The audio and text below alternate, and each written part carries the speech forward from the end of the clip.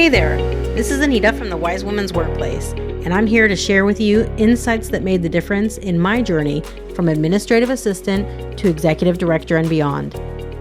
Over the years, I've collected lessons learned on how to become a sought-after employee, and I want you to know them too, so that you are finally valued for your real contribution at your workplace. So, let's get started.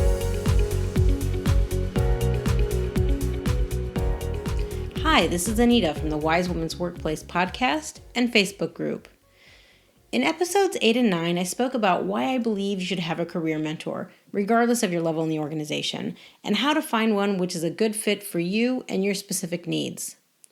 In this episode, I want to talk to you about what you can do to keep a great relationship going with your mentor once you finally find one. Once you've gone through the effort of finding a career mentor, you're going to need to spend a little time planning on how to make that exchange work for both of you. The mentor has probably agreed to help you because they really do want to help you, but most mentors will be concerned about creep, as in time creep and scope creep. Well, what does that mean, you may be asking? Well, your mentor is likely a busy person, and despite wanting to see you do your best, they're still only able or willing to help at what I would call a first degree level. You can think of this like a casual conversation over a coffee as compared to, cooking and eating a meal together. The first case is simply much easier and requires less time and is likely much closer to what a mentor is willing to offer. Now, the mentor has agreed to help you, and I'm sure they really want to do so. But I'm also pretty certain with a little preparation that you can make the whole experience much more pleasant for both of you. In order to do that, I would suggest keeping the 4 following points in mind. First, keep the boundaries and expectations of the mentoring relationship clear in your mind. Know what you would like them to help you with from the beginning, and make sure you always stick within those bounds unless your mentor really offers to do more. So resist the temptation to go too easily with an offer for help. Your mentor may only be willing to help you for a few times, and using up that option on less desirable support may be a waste. So think about what you would hope to ask for from the mentor and really try to stick within those bounds to be respectful. Now, your mentor really may often make offers to help you, so use your best judgment, obviously. If they're making small offers to help you along the way, and if you decide to accept those smaller offers, always be sure to say thank you and follow up by giving them some news back somehow. By sticking to the expectations of the mentoring agreement, your mentor will have more of an incentive to keep supporting you. Second, do your groundwork in advance to get the most out of your meetings with your mentor. Make sure to have explored venues already available to you. You don't want to have a meeting with your mentor and that the mentor gives you resources that you could have found easily on your own. You would be wasting their time and the opportunity that you would have had to get greater insight. Plus, your mentor will be impressed with the work that you put in to prepare yourself before reaching out and will be appreciative of the respect that you're showing towards them.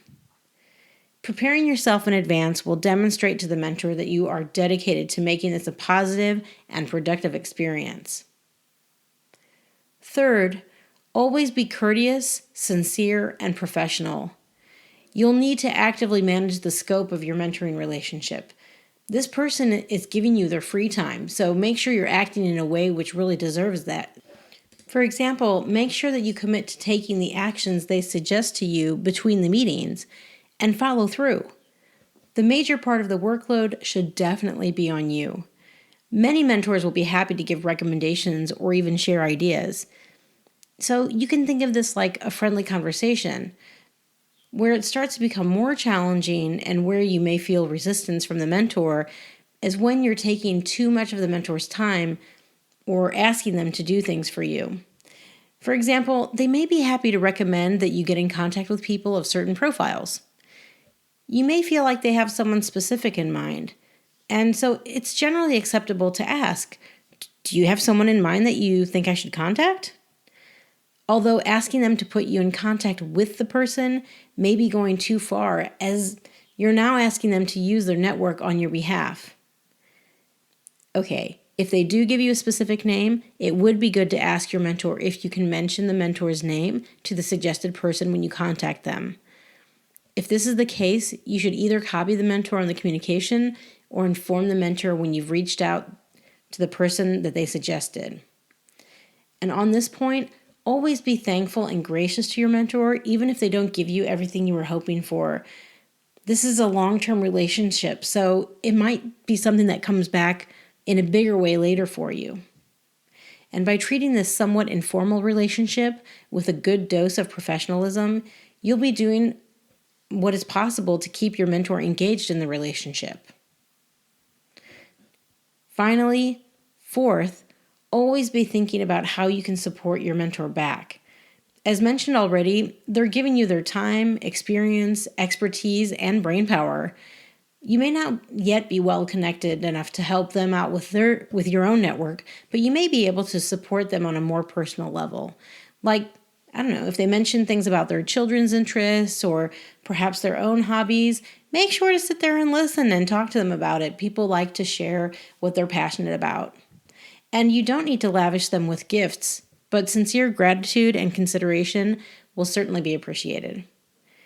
If you really feel like a gesture is in order to thank them for their support, maybe when you've met a specific objective or had a certain success, you can give them flowers or perhaps a beautiful leather-bound notebook to say thank you, or even something else that you know that they'll appreciate.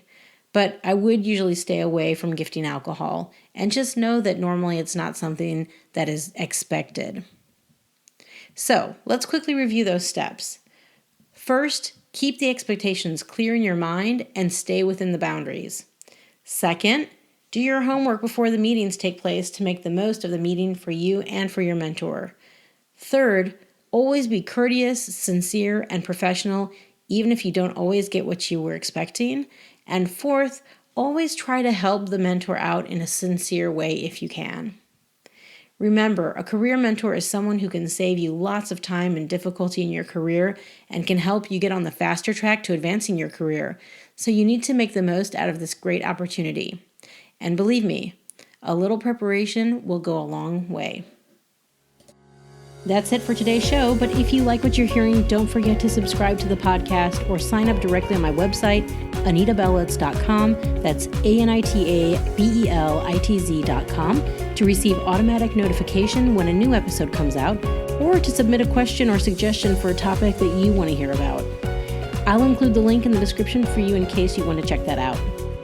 I love sharing these tips on how to become a sought-after employee and to hear how it's making a difference in your lives. So thank you so much for listening. There are many more helpful tips on the way. Until next time, take care of yourself and be wise.